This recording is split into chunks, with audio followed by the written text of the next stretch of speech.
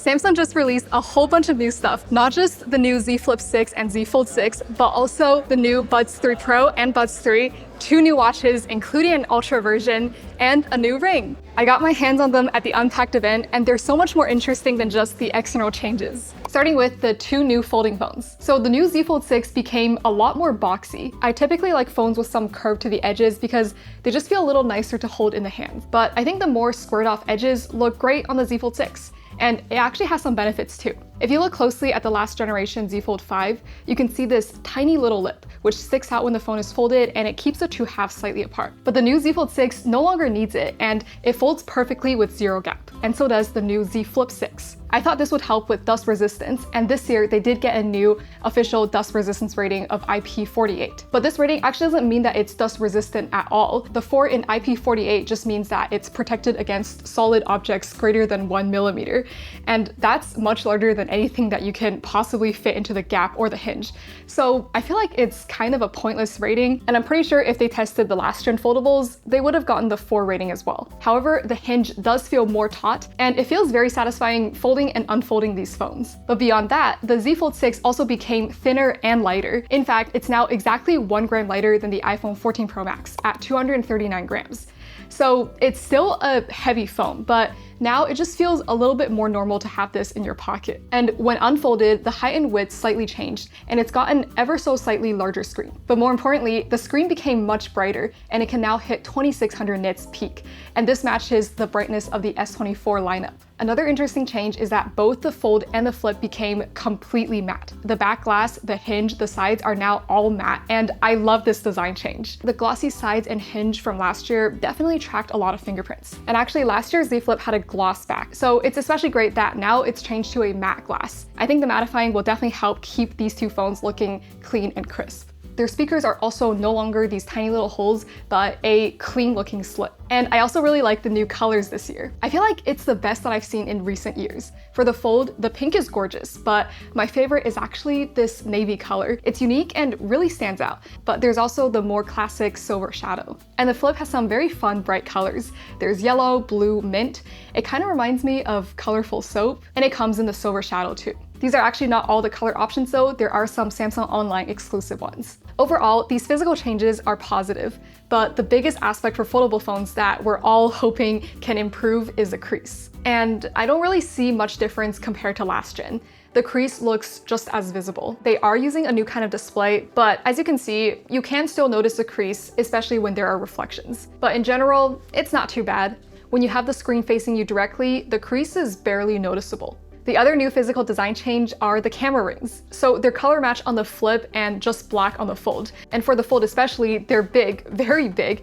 It almost feels like an attempt to make the cameras look bigger and better while not actually giving you any bigger or better cameras, because the camera hardware mostly stayed the same except for the new main camera on the Flip. It went from 12 megapixels to 50 megapixels now. The biggest downside of the Flip's camera is that they don't have enough room to put in another telephoto camera, but making the main camera 50 megapixels gives it way more usable zoom and just makes it feel less like a downgrade compared to a normal brick phone. A way that they're using the higher resolution main camera is the new auto zoom feature, which basically just automatically crops into your shot to reframe them. It is kind of slow though. The Z Flip also got an 8% bigger battery. It's now 4000 milliamp hours, which is the exact same as the S24. So you're actually not even losing out on battery life by going to the Flip.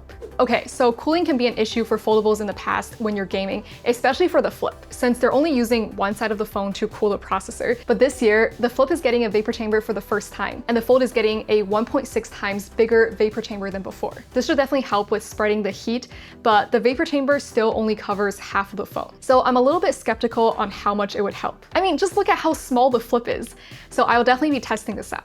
If the cooling is good, then these can be pretty awesome to game on, since no matter where you are, both of these are getting the Snapdragon 8 Gen 3 processor, which is very fast. Overall, the Z Fold 6 and Z Flip 6 physical designs are nothing too crazy, but feel more like refined and polished versions of last gen. Their official accessories also got an upgrade, like the Flip suitcase now lights up, which kind of feels like magic. It's actually using the wireless charging coils to get its power. The Z Fold also has a new version of the pen case. but now with an open camera slot. This was the case that I used by far the most on the Z Fold throughout the past year because it's just so much more useful with the pen. I also love this pink case. It looks like a watermelon, and there's a new version of the strap and kickstand case too. When it comes to the software, the Flip and Fold have the new AI features that first came with the S24 series earlier this year, like the interpreter, but they're also getting their own fun AI features like the Portrait Studio, which turns your photo into these different styles. And actually, the interpreter feature can be nicer to use on the foldable phones since they have screens on both sides. So you can put the phone in between you and another person, and both of you can see the translation while talking face to face. But one of my favorite new customization features on the Flip is this interactive lock screen, especially this dog emoji one. It's just so cute and so fun to play with.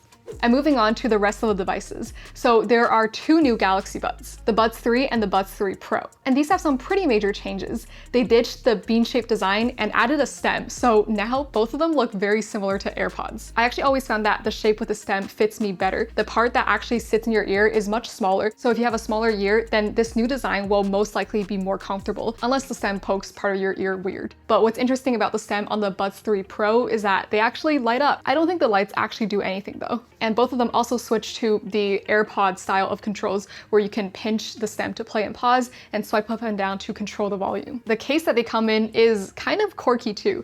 They have this little transparent top, so the buds look like they're living in little greenhouses. And if you go for the gray color, it's even got tinted windows. But I prefer the white color. The gray one looks somewhat glossy. The Buds 3 Pro is an in-ear silicone ear tip, and the Buds 3 don't have the tips. Only the Buds 3 Pro have ambient sound, and that makes sense since you wouldn't be needing that feature on the Buds 3 as it doesn't form a seal and doesn't really block out outside noise to begin with. But what's really interesting is that both of them have active noise canceling. In the past, Buds without an ear tip has never done a great job with active noise canceling since they can't produce the deep bass notes effectively.